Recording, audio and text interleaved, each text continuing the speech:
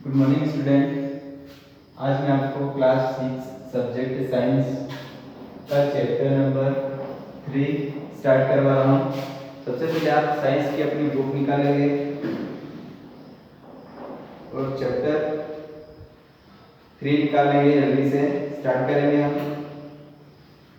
Chapter name है पदार्थ, गुण व परिभाषा।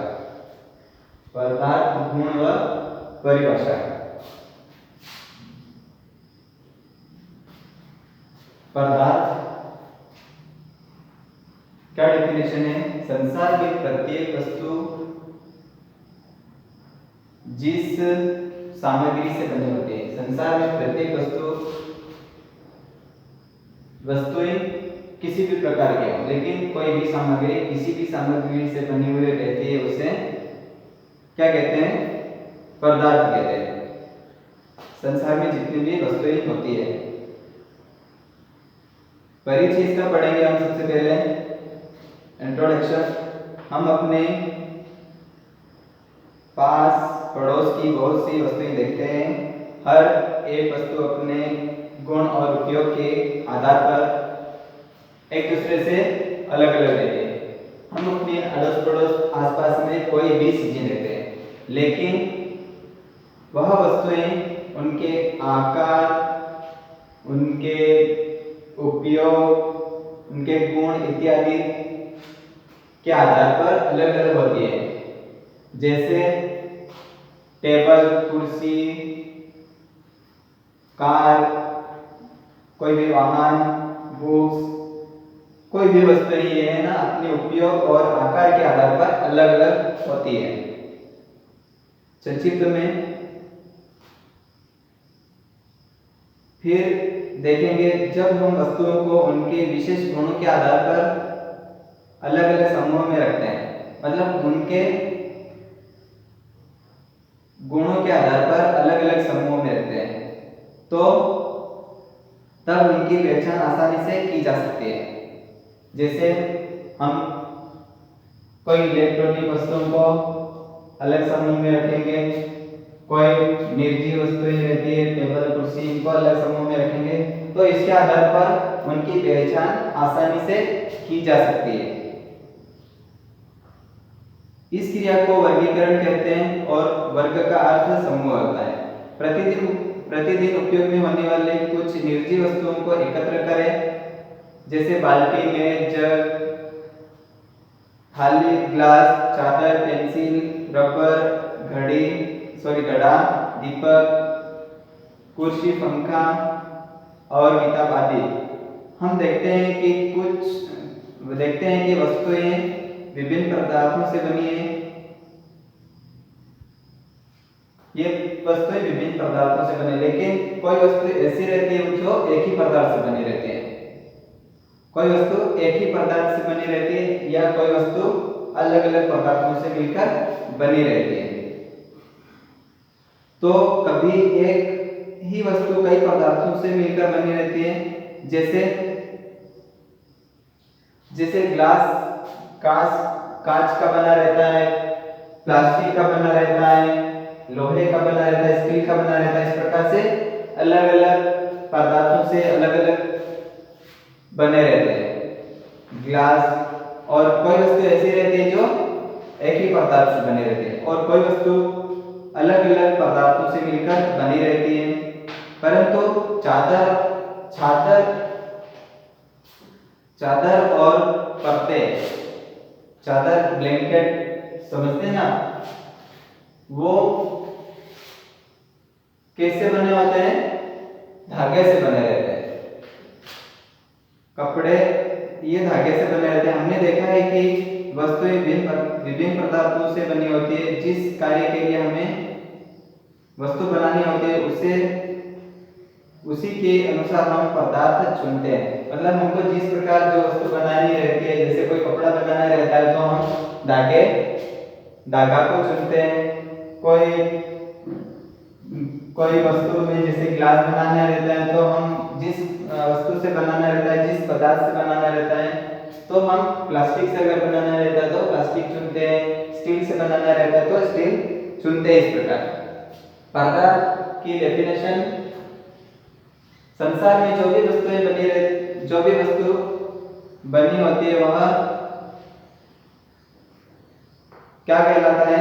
जिस सामग्री से बनी रहती है उसे पदार्थ कहते हैं। संसार में जो भी वस्तु जिस सामग्री से बनी रहती है उसे पदार्थ कहते हैं।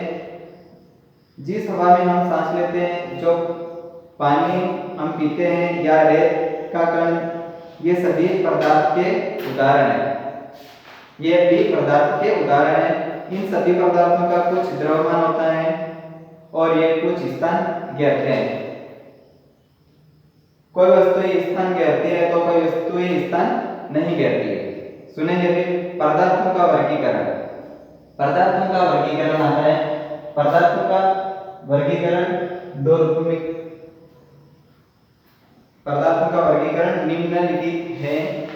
पहला प्रकृति प्रदत्त पदार्थ और मानव निर्मित पदार्थ, यानी प्रकृति द्वारा बनाए गए पदार्थ और मानव द्वारा बनाए गए पदार्थ। तो प्रकृति द्वारा बनाए गए पदार्थ कौन कौन से हैं? हवा, पानी, जल, पहाड़, ये किससे बनाए? किसने बनाए? प्रकृति ने बनाए। और जो पदार्थ मनुष्य बनाते हैं, जैसे कोई वाहन, कोई वस्तुएं, ये कौन बनाते हैं? मनुष्य। तो इन्हें मानव निर्मित पदार्थ कहते हैं। प्रकृति द्वारा कौन कौन से पदार्थ बनाए गए हैं? पानी, कोयला, लकड़ी,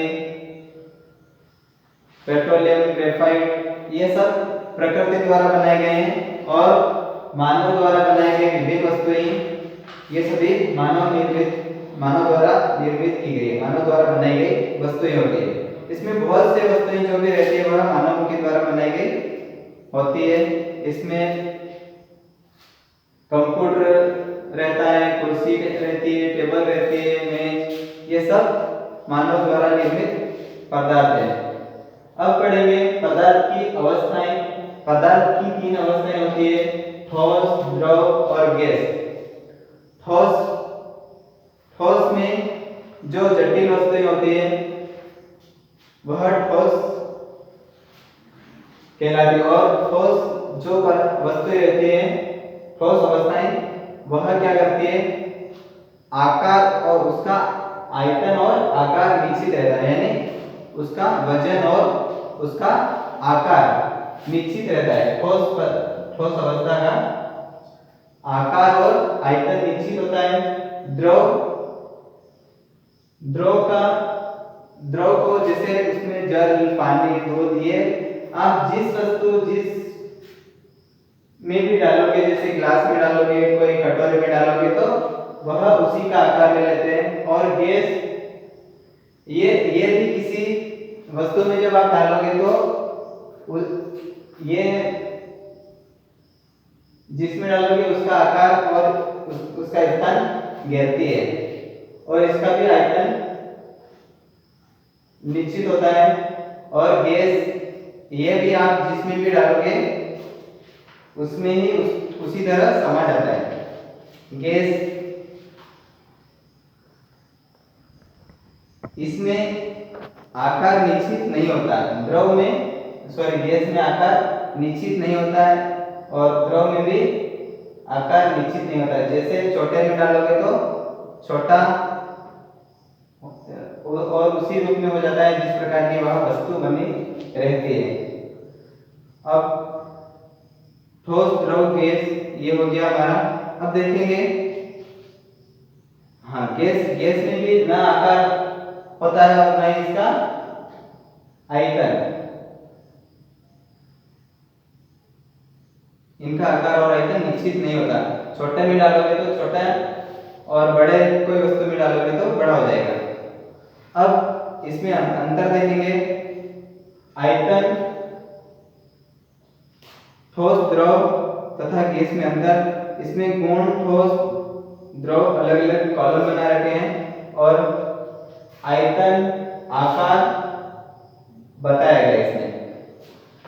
तो ठोस का आकार निश्चित होता है, द्रव का आकार भी निश्चित होता है गैस का अनिश्चित होता है। उसके बाद है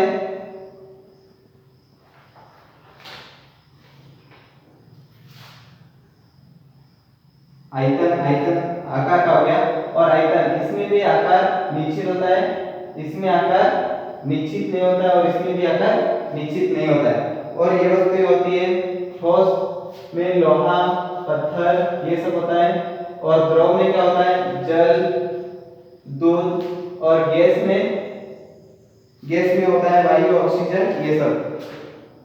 पदार्थों के गुण, पदार्थों के विभिन्न गुण हैं: चमक, कठोरता, विलयता, विचरण, पारदर्शिता, वस्तुओं का जल में तैरना या डूबना, पारभासी वस्तुएं, और चुंबकीय तथा अचुंबकीय पदार्थ। जैसे चमक लेते हैं हम यहाँ पे, तो कोई वस्तुएं कैसी रहती है? चमकती रहती है। जैसे